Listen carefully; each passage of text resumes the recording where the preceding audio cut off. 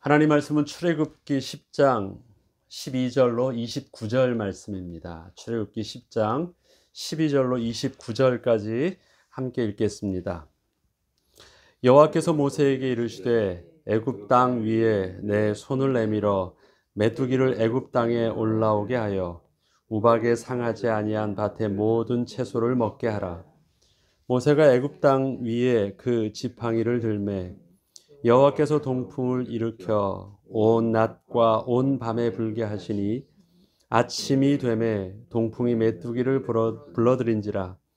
메뚜기가 애굽 온 땅에 이르러 그 사방에 내리매 그 피해가 심하니 이런 메뚜기는 전에도 없었고 후에도 없을 것이라.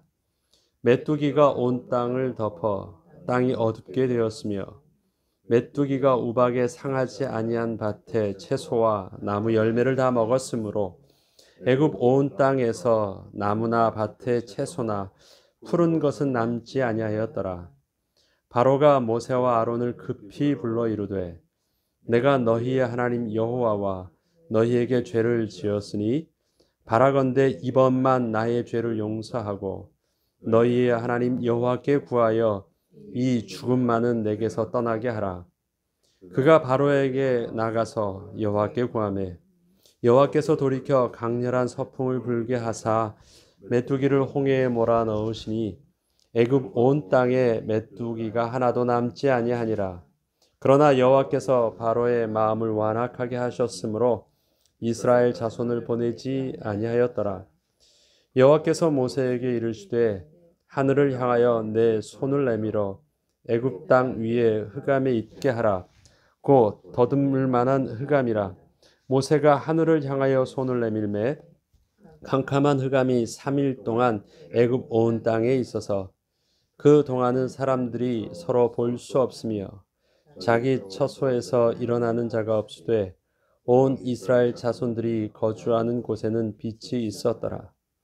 바로가 모세를 불러서 이르되 너희는 가서 여호와를 섬기되 너희의 양과 소는 머물러 두고 너희 어린 것들은 너희와 함께 갈지니라. 모세가 이르되 왕이라도 우리 하나님 여호와께 드릴 제사와 번제물을 우리에게 주어야 하겠고 우리의 가축도 우리와 함께 가고 한 마리도 남길 수 없으니 이는 우리가 그 중에서 가져다가 우리 하나님 여호와를 섬길 것이며 또 우리가 거기에 이르기까지는 어떤 것으로 여호와를 섬길는지 알지 못함이니이다 하나 여호와께서 바로의 마음을 완악하게 하셨으므로 그들 보내기를 기뻐하지 아니하고 바로가 모세에게 이르되 너는 나를 떠나가고 스스로 삼가 다시 내 얼굴을 보지 말라. 내가 내 얼굴을 보는 날에는 죽으리라. 모세가 이르되 당신이 말씀하신 대로 내가 다시는 당신의 얼굴을 보지 아니하리이다. 아멘. 우리의 신앙의 행위는 또 우리의 예배의 모습은 신관에 의해서 결정되어집니다. 하나님을 어떻게 알고 있느냐가 그 하나님 앞에서 우리가 어떻게 예배 드리냐가 결정되어지고 어떻게 기도하느냐가 그 기도의 내용들이 결정되어집니다. 그래서 그 행동하는 모습을 보면 그 앞에서 서 있는 그 대상을 어느 정도 수준인지를 알 수 있죠. 하나님께서는 분명히 10가지 재앙을 이스라엘 백성들과 하나님의 백성은 어떠해야 되는지를 알려주고 또 바로 왕에게 있어서도 분명히 여호와 하나님이 너희들이 섬기는 우상신과 어떻게 다른지를 분명히 비교해서 알려주고 계십니다. 10가지 재앙을 통해서 사람들은 우리 예수를 믿을 때 이렇게 말하죠.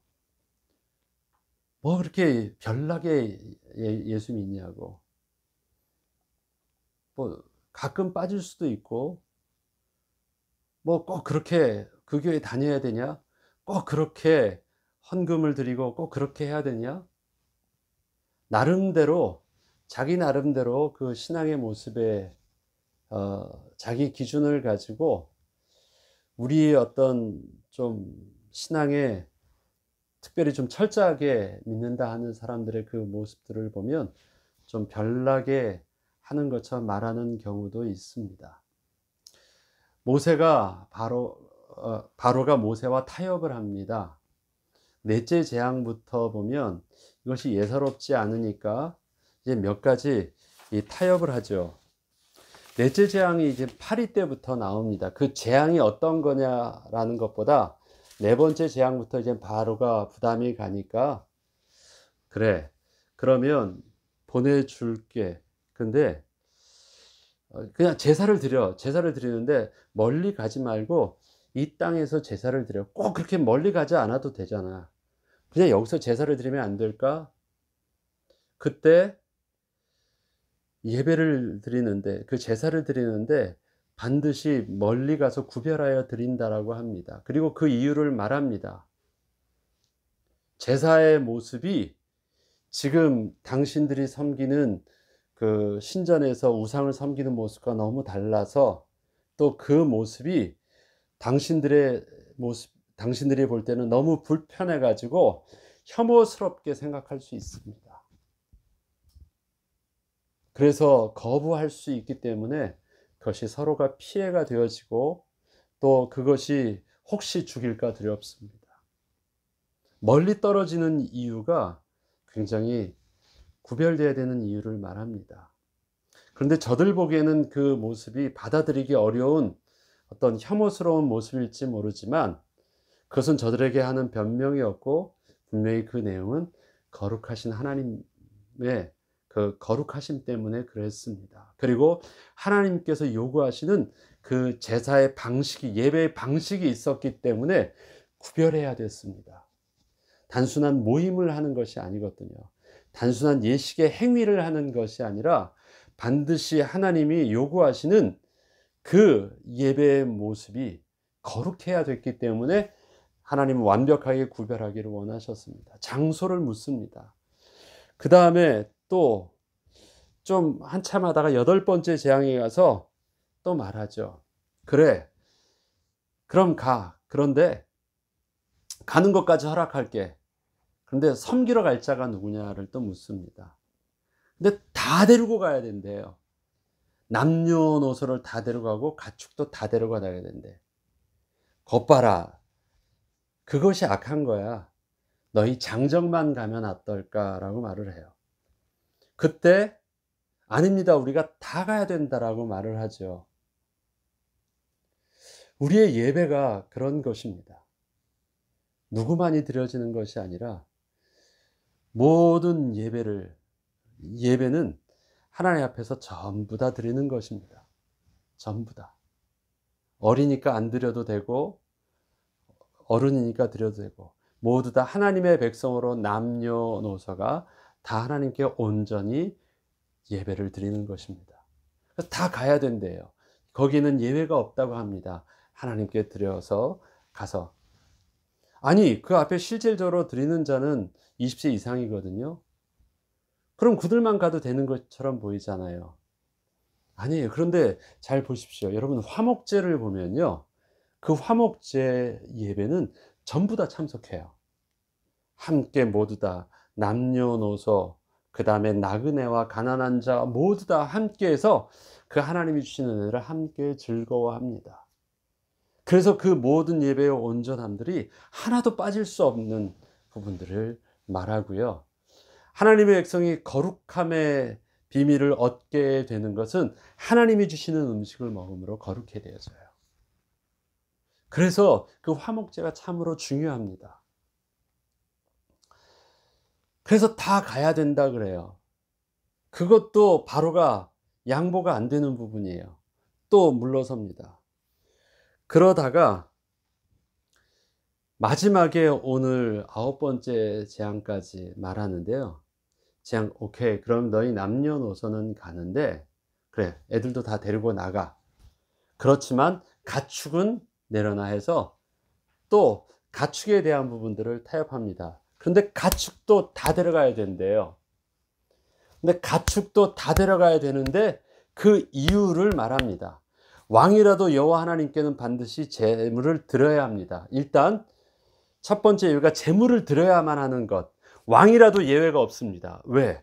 그 하나님 앞에서 살 방법이 없으니까. 왕이라도 드려야 하는 것이 맞습니다. 그런데 그 드려야 되는 제물이 흠이 없어야 돼요. 흠이 없어야 돼요. 다 가져가야 되는 이유는 뭐냐면 다 드리기 위해서가 아니래요. 다 가져가는데 우리도 그 제물 중에서 어떤 것을 드려야 될지 모르겠대요. 왜? 가져가다 보면 내가 만약에 선택하는 것, 이거는 아무 흠이 없네? 그렇지만 그 제물을 안고 가지 않잖아요. 이렇게 끌고 간다고요. 끌고 가다가 혹시 돌부리에다 걸려서 넘어지거나 상하면 어떡해요? 그러면 제물이 없어요. 그래서 많은 제물들을 다 가져갑니다. 많은 가축을 가져가는데 그 가축 중에서 이젠 제사를 드리려고 할 때 그때 고르는 거예요. 그때 고를 때 흠이 없는 것을 하나를 찾아서 온전히 드립니다. 바로 그래야 되기 때문에 전부 다 가져가야 된다는 거예요. 만약에 하나만을 가지고 우리가 제사를 드릴 그 제물을 딱 구별해서 하나만을 가져가다가는 우리가 드릴 수 없습니다. 그래서 우리는 제사를 드릴 때 흠없는 제물을 하나님께 드리지만 흠없는 제물이 하나가 아니라 사실은 제물이 모두 다 이 드리는 모두 다가 이게 다 누구 거예요? 하나님께 드리는 것과 다를 바 없다라는 거예요. 하나님 것이라는 것. 여러분 이런 것입니다. 그 도공이요. 토기장이가 열심히 빚습니다. 그 빚을 때는 그 양을 어느 정도 하냐면 이 화로에 가득 채울 만큼 몇 달 동안 아주 정성을 다해서 빚습니다. 잘 빚어요. 그리고 거기다 가득 채웁니다. 그리고 불을 떼죠. 거기 있는 그 하나하나 만드는 수준은요, 다 똑같은 열심과 똑같은 정성을 들여서 다 만들었어요. 내가 특별히 선택한 건 더 잘 만들고 연습하는 건 덜 만들고가 아니에요. 똑같은 수가 똑같은 집중력을 가지고 잘 빚어서 잘 건조한 다음에 다 집어넣었어요. 그리고 똑같이 다 불로 굽습니다. 며칠 동안 열심으로 땀을 뻘뻘 흘리면서 굽습니다. 그리고 이것을 다 열어요. 열고 나서 하나씩 꺼냅니다. 하나씩 꺼내는데 그 한 손에는 뭘 들고 있냐면 망치를 들고 있어요. 탁 보고 나서 이렇게 보는데 땅 깨고 버려요. 또 딱 이렇게 보는데 또 땅 깨고 버려요.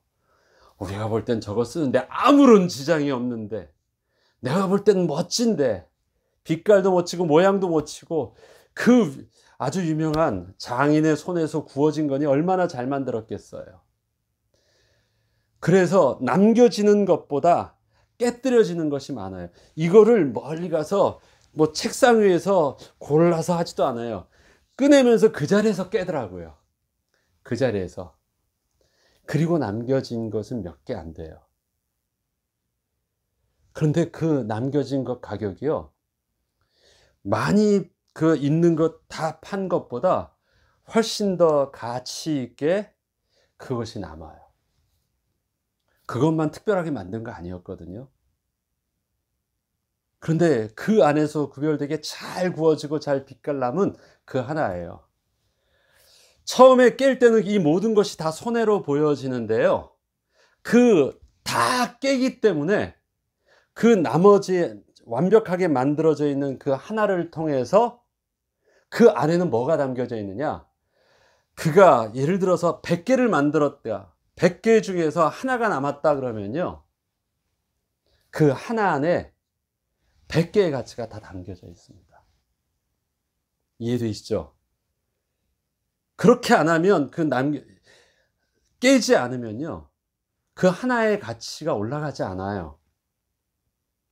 그런데 깨는 거를 과감하게 깰 수 있는 것은 뭐냐면, 그럼에도 불구하고 완벽한 거 하나가 남으면 그 하나가 이 모든 깬 것들을 다 보상하고도 남을 만한 가장 가치 있는 것이 남기 때문에 그래요.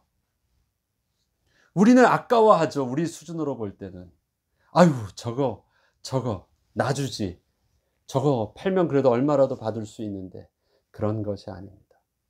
그는 100개를 빚을 때 시간과 정성의 집중력을 다 투자한 것처럼 보였지. 다 똑같이 투자했습니다. 그리고 99개를 완전히 허비한 것처럼 보였지만 아니에요. 그 안에다 다 담은 것입니다. 그리고 그거 하나를 예를 들어서 왕에게 진상한다고 해보세요. 저는 문득 하나님께 드려지는 흠없는 제물이라는 것들을요, 이 말씀을 보면서 아, 그렇구나.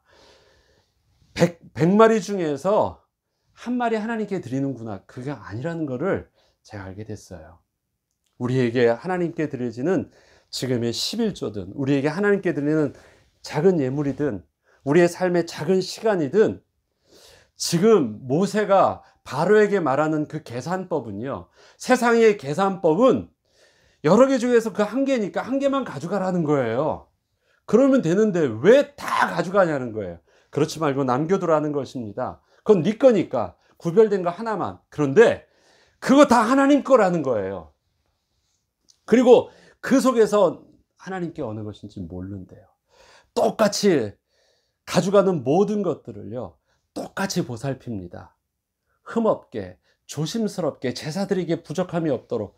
그럼에도 불구하고 진짜 제사드리기 위해서 딱 갔는데 거기서 제사드릴 만한 하나님의 요구에 맞는 제물이요, 하나밖에 안 나와요. 그러면 그만큼 가지고 올 때 그 수고가 있잖아요.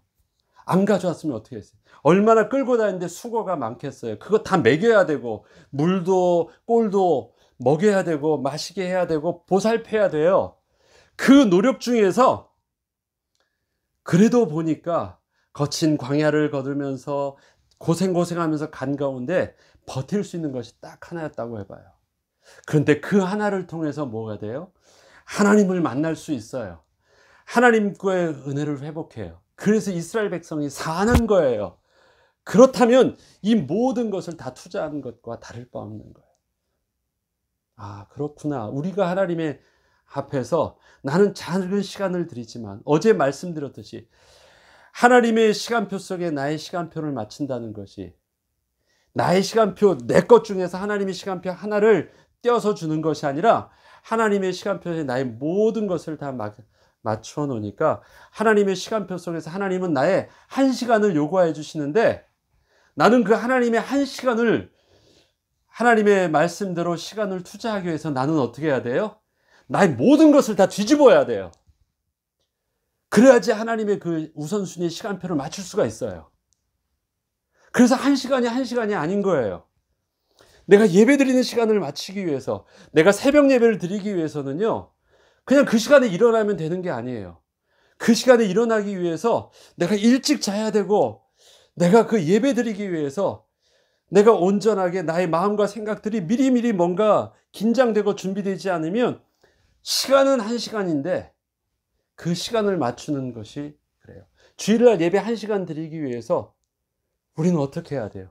그 시간을 맞추려고 보니까 그 시간만 안 드렸으면 내가 하루를 온전하게 친구랑 약속 시간을 놓을 수도 있고 오늘은 뭘 할 수도 있고 뭘 할 수도 있고 장사도 뭘 다 하는데 사실 예배 시간은 1시간인데 그게 그 시간에 딱 가운데 박혀 있으니까 아무것도 못하는 것 같아요.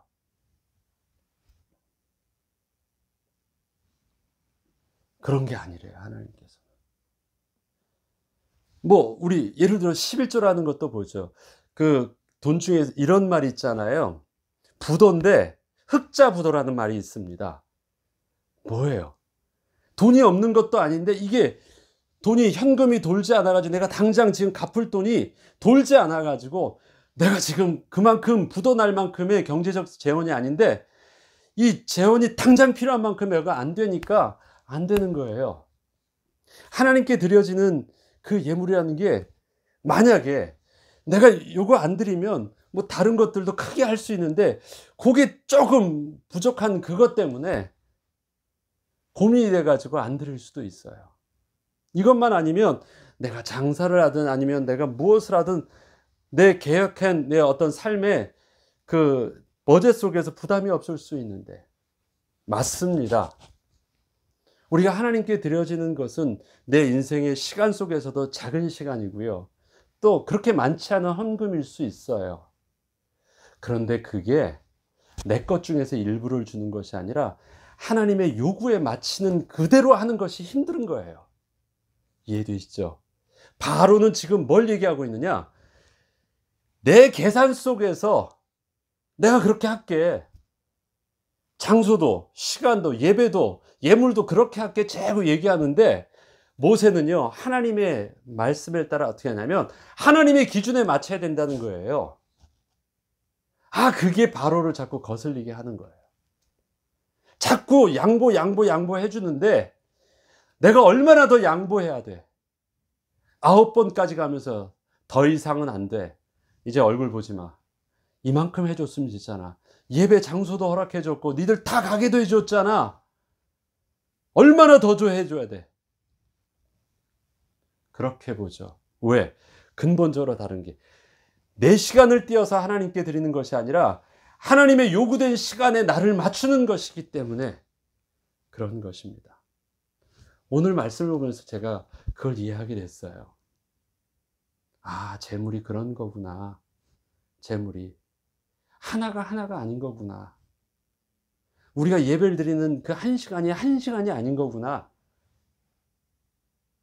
그 시간이 하나님 앞에서 온전한 예배가 되려면.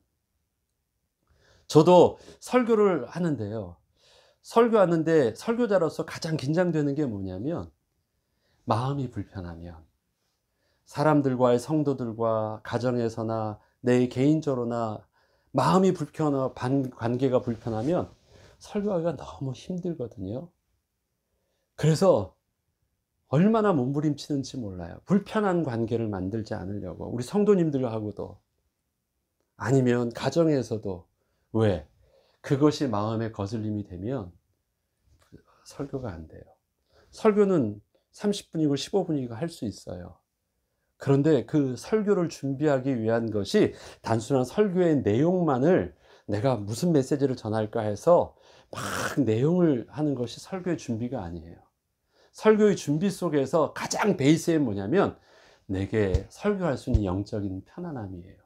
그게 설교 시간을 놓고 하루 종일 긴장되어지는 나의 관계고요. 그 위에 쌓는 것이 설교에 대한 내용이거든요. 그렇다면 30분이 아닌 거잖아요. 이해되시죠? 지금 여기서 흠없는 재물이라는 그것을 세상의 세속적 가치 속에서는 한 말이에요. 다 가져가지 않아도 되잖아요. 세상의 세속적 가치 속에서는 장소예요.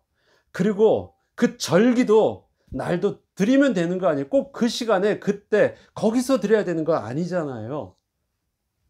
내가 지금 내 스케줄에 편한 때 드리면 되는 거 아닙니까? 내가 여유 있게. 그러면 나도 윈윈할 수 있잖아요. 나도 할 수 있는 거 다 하고 예배도 예배대로 불편 없이 다 드려지고 그러면 된 거 아니에요? 양쪽 다 손해본 거 없잖아요. 그런데 왜 꼭 그 틀을 꼭 그렇게 말하니까? 조금만 양보되어지면 이것도 잘하고 저것도 잘할 수 있는데 꼭 거기다 요렇게 하라고 하니까 이것도 못하고 내가 하는 거 아무것도 못하는 것 같아요. 그런 게 아닙니다. 하나 안에 하나님은 하나 안에, 하루 안에, 한 시간 안에, 그 물질 안에 하나님은 나의 전부를 담아 놓기를 원하신 거예요. 담겨진대요, 그게. 물질이 적어 보여도. 1시간 예배를 드려도요, 그 하나님과 약속된 순종하는 시간을 맞추려고 하니까 포기하는 게 많더라고요. 내 것을 내려놔야 돼요. 그런데 그게 예배래요. 그게 왕이신 하나님 앞에 신하된 자가, 종된 자가, 백성된 자가 순종해야 되는 경배의 모습이래요. 이곳이 아니라 약속된 그곳으로 가는 것이 거룩하신 하나님을 만나는 것이래요. 내 방식대로 예배를 드리는 것이 아니라 하나님의 피의 방식대로 드리는 것이 바로 내가 살 길이래요. 좀 안 맞는 것 같은데 하나님은 어떻게 해요? 내가 여호와야. 나는 거룩하거든. 그러니까 너희도 그렇게 거룩한 모습을. 하나님을 알기 시작하니까 우리 속에서 멀리 합니까? 그 하나님 앞에 서야 될 나의 기준 자체가 세상에서의 그 기준보다 굉장히 정도 더 그 거룩함의 기준 자체가 높아져요. 왜? 나는 하나님을 대면해야 되니까. 나는 우상을 대면할 때는 나의 기준도 그렇게 높지 않았는데 하나님을 알게 되니까 나의 삶의 기준이요 저절로 높아져요. 하나님의 거룩과 수준을 맞춰야 되니까. 그 말씀도 순종도 나의 삶의 모든 도덕성도 달라지는 거예요. 어디서? 하나님을 알게 되면서. 그래서 하나님께서는 계속해서 10가지 재앙을 통해서 다양한 대상을 통해서 다양한 방식으로 나 여호와야. 너희들이 그동안 개념을 가졌던 우상 신들과는 전혀 다른 참 하나님이고 천지를 창조하신 유일하신 거룩한 분이야. 그 하나님을 가르쳐 주면서 그 하나님 앞에서 너희들이 지난날 섬기던 그 종교와 우상 숭배의 방식은 아예 생각도 마라. 버려. 그리고 순종해 말씀하십니다. 뭐 바로만 투덜거린 것은 아니었습니다. 이스라엘 백성도 40년 동안 투덜거렸습니다. 원망도 했고요. 그런데 결국은 하나님의 거룩하심 속에서 침묵함으로 하나님을 순종하는 것이 옳은 것을 배워간 것입니다. 저희도 하나님의 말씀을 통해서 또 하나님이 우리를 이끄시는 방식 속에서 타협하지 말고 내 식대로 하나님의 말씀을 왜곡하려고 하거나 변형시키지 말고 좀 미련해 보이더라도 내가 볼 때는 윈윈이 안 되는 방법처럼 보여도 왜 하나님과 내가 윈윈해야 돼요? 아니에요. 하나님이 옳으신데 그러면 어떻게 해요? 하나님의 틀 속에 나를 맞추려고 하세요.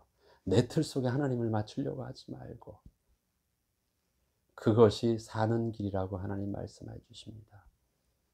그 은혜를 따라 또 바로를 통해서 말씀해 주시는 하나님의 음성이 우리 신앙생활의 승리의 비밀이요 또 하나님의 백성의 또 모습을 온전히 유지하는 비밀임을 잘 알고 또 성령의 인도받는 저와 여러분 되길 주의 이름으로 축원합니다. 주기도문으로 마치겠습니다.